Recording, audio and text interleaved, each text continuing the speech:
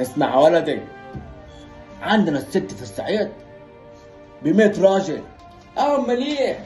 اصل يجيبوا القرش بعرقهم عشان يصرفوا على عيالهم واولادهم.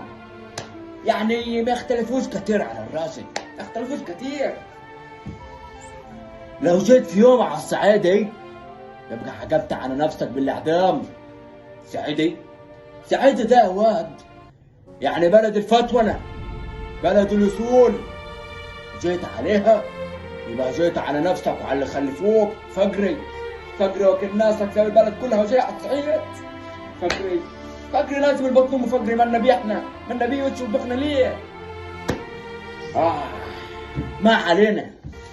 الصعيد دي ياجب كبير ويروح كبير، ومات القديم وعاش الجديد، والحكم بالنسف والحديد.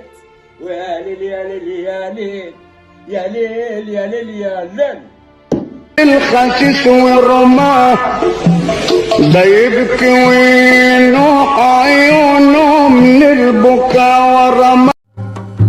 أقسمت بالكهف والبقرة وسورة العصر